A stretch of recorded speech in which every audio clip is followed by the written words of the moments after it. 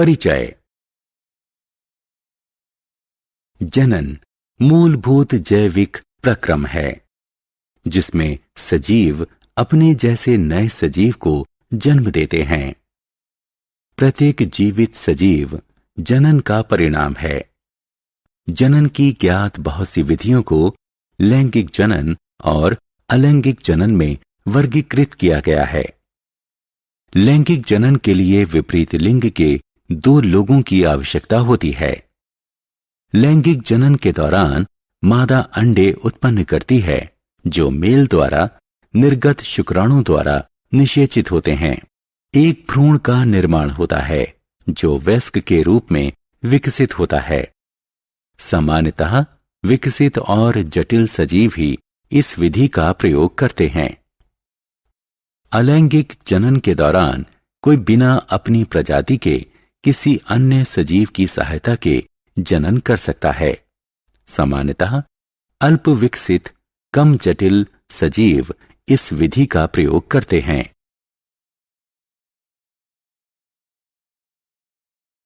उद्देश्य।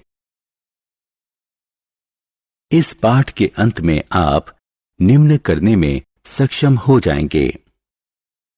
जनन के महत्व को दर्शाना, जंतुओं में जनन की विधियों का वर्णन करना, लैंगिक और अलैंगिक जनन के लाभ और हानि की तुलना करना, मनुष्य के जनन अंगों की विशेषता बताना, जंतुओं में निषेचन के प्रकार बताना, जरायुज और अंडप्रचक जंतुओं के बीच विभेद करना, इन विट्रो निषेचन का पराक्रम बताना, क्लोनिंग की अवधारणा का वर्णन करना।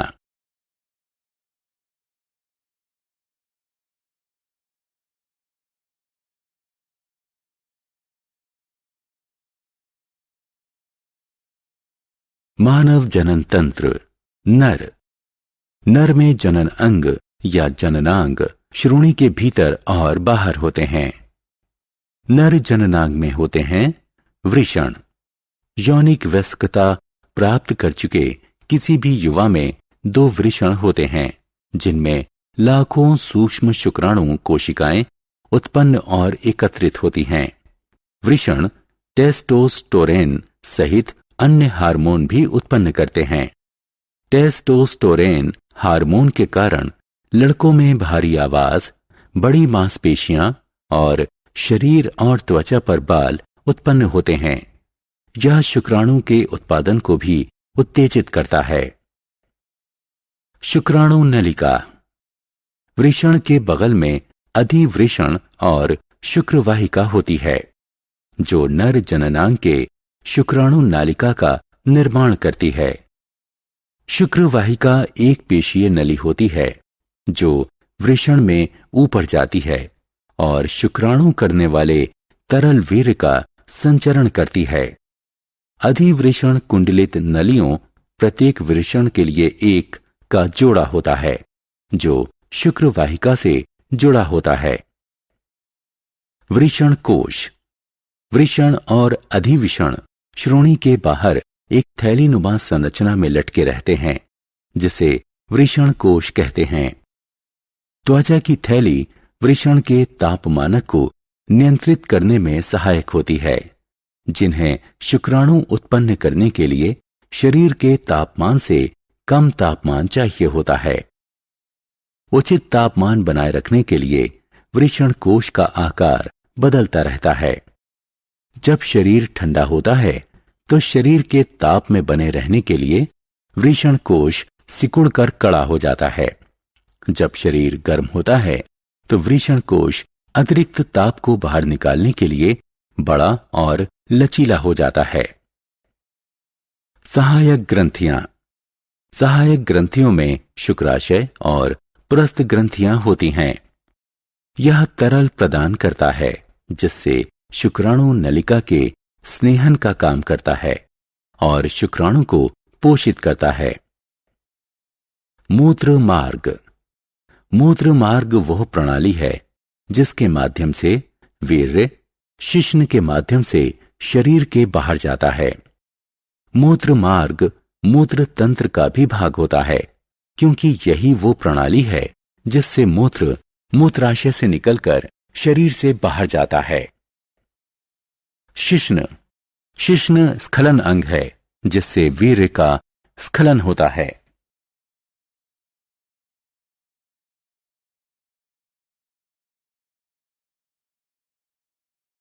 मानव जनन तंत्र। मादा जनन अंग पूरी तरह उदर के निचले भाग में स्थित होता है। मादा जनन अंग के बाह्य भाग में होते हैं भग, जिसका अर्थ होता है ढकना, भगोष्ठ, जिसका अर्थ होता है ओष्ठ। ये त्वचा का युग्म होता है, योनि मुख के चारों तरफ होता है। भगनासा एक छोटा संवदी अंग जो भग के सामने, जहां भगोष्ठ जुड़ते हैं, स्थित होता है।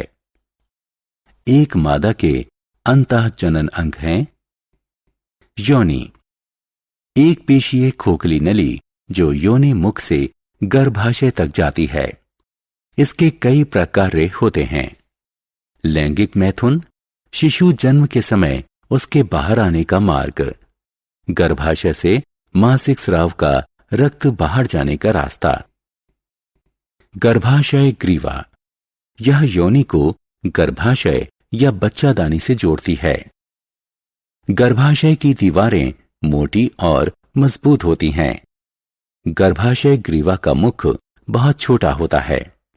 बच्चे के जन्म के समय गर्भाशय ग्रीवा बच्चे के निकलने देने के लिए फैल जाती है। गर्भाशय, इसका आकार उल्टी रखी हुई नाशपाती की तरह होता है, जिस पर एक मोटी रेखा और पेशीय भित्ति होती है, जिसमें मादा शरीर की सबसे मजबूत पेशियां होती हैं। ये पेशियां विकसित होते भ्रूण को रखने के लिए फैलती और सिकुड़ती हैं, और प्रसव के समय ये बच्चे को बाहर धकेलने में सहायता करती हैं। अंडवाहिनियां, इनकी संख्या 2 होती है। ये गर्भाशय के दोनों तरफ जुड़ी होती हैं। प्रत्येक नलिका का एक छोटा रास्ता होता है और नलिका के दूसरे सिरे पर एक झालर वाला क्षेत्र होता है जो कीप की तरह दिखता है। अंडाशय, 2 अंडाकार अंग जो गर्भाशय के ऊपरी दाएं भाग और बाएं भाग पर स्थित होता है।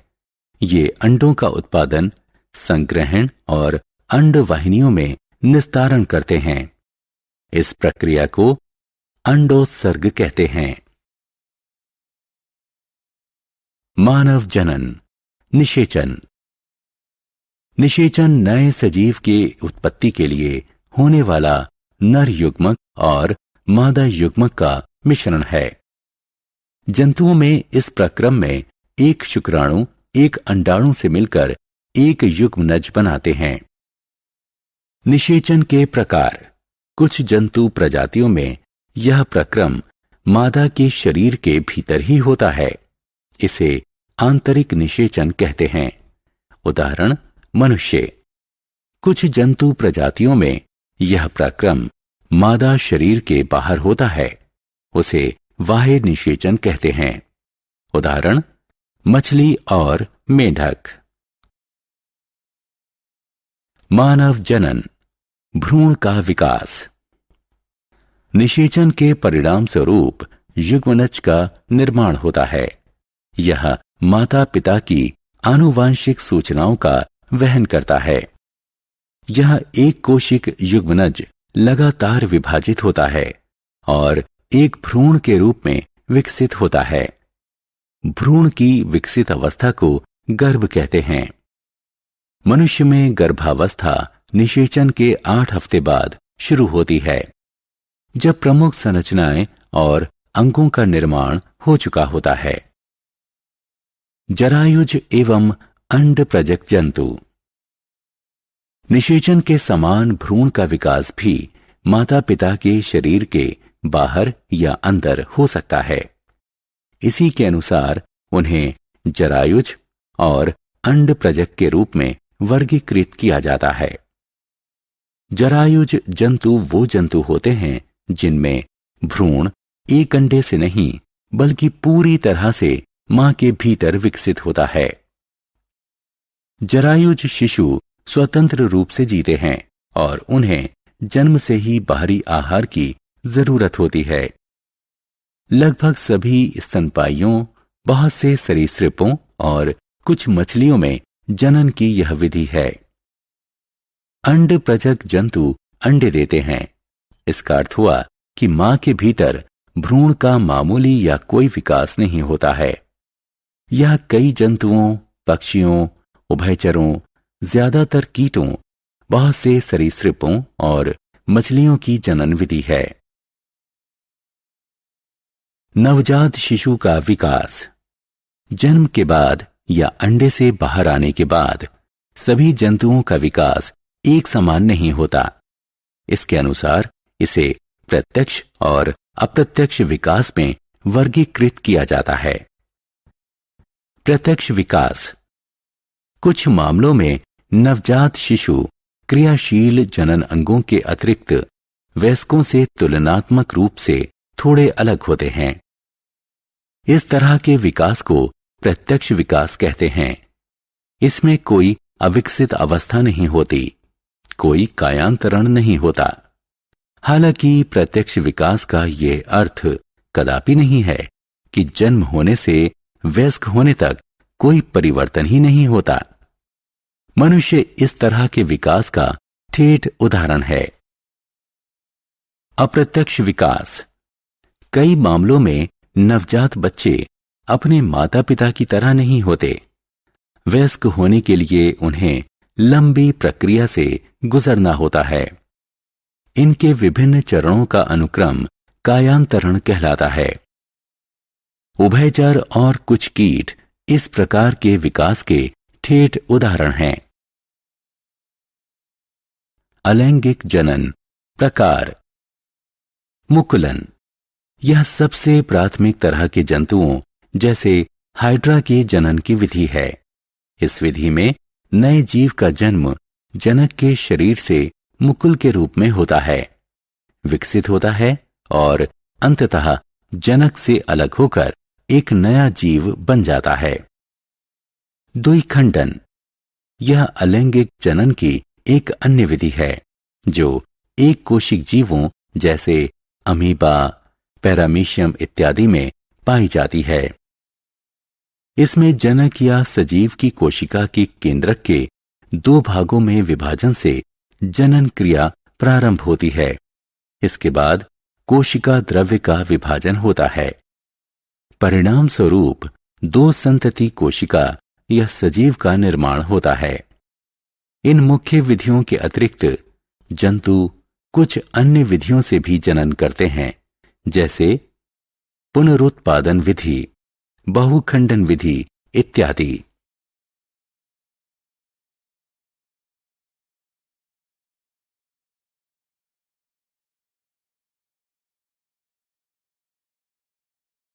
जनन की कृत्रिम विधियां। इन विट्रो निषेचन। परख नली शिशु उन शिशुओं को कहा जाता है जो महिला के शरीर से बाहर निषेचित होते हैं। इस प्रक्रम को इन विट्रो यानी शरीर से बाहर निषेचन कहते हैं। पिता के शुक्राणु के साथ माता के अंडाशय के अंडे का निषेचन होता है। निषेचन के पश्चात प्रारंभिक भ्रूण को 2-4 बार विभाजित होने दिया जाता है। फिर उसके बाद माता के गर्भाशय में रखा जाता है, जिससे उनका स्वाभाविक विकास हो सके। यह प्रक्रम विभिन्न कृत्रिम जनन तकनीकों यानी ART में से एक है। इसका प्रयोग तब किया जाता है जब माता पिता या दोनों की प्रजनन संबंधी कमी के कारण माता अन्य प्रकार से गर्भधारण में असमर्थ रही हो।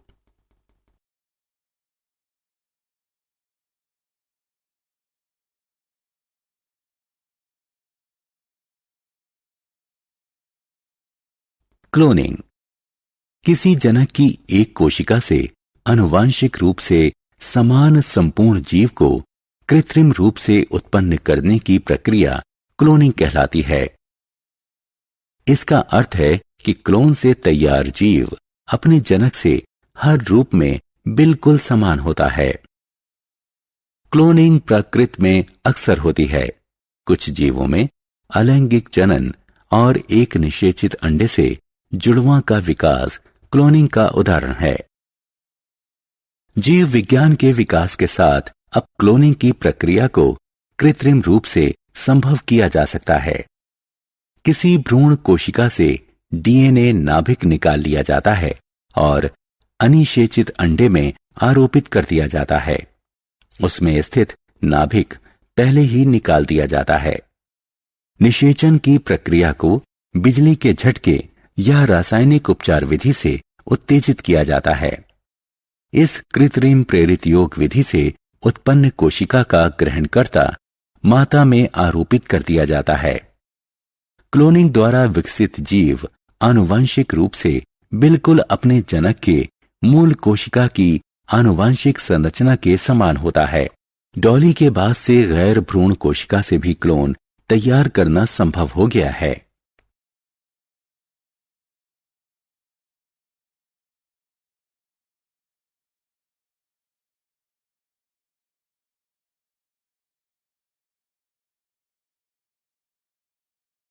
सारांश।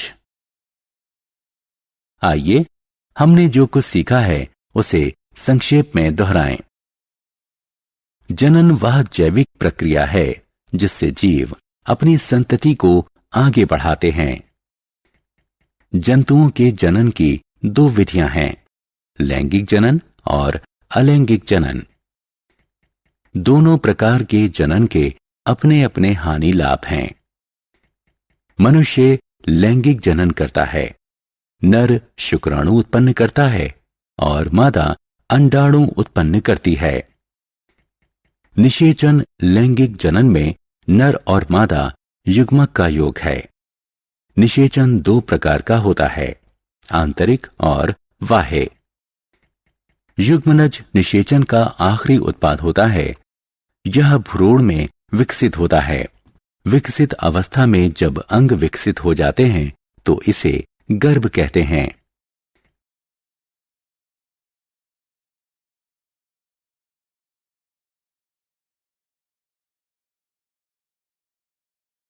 भ्रूण का विकास मादा के शरीर के बाहर या भीतर हो सकता है। इसके अनुसार उन्हें जरायुज और अंडप्रजक के रूप में वर्गीकृत किया जाता है। जरायुज जीव वयस्क में सीधे सीधे विकसित हो सकते हैं या वयस्क होने से पहले कुछ प्रारंभिक चरणों से होकर गुजर सकते हैं। अलैंगिक जनन ज्यादातर छोटे जीवों में पाया जाता है। इसके कई प्रकार हैं, मुकुलन, विखंडन, अंकुरण, पुनरुत्पादन इनमें से कुछ हैं। मनुष्य अत्याधुनिक तकनीक की सहायता से प्रजनन में अक्षम मनुष्यों की जनन की प्रक्रिया में मदद कर सकता है। इन विट्रो निषेचन कृत्रिम जनन तकनीक का एक उदाहरण है। क्लोनिंग एक नई तकनीक है जिसमें किसी वयस्क का हूबहू समरूप कृत्रिम साधनों से बनाया जा सकता है।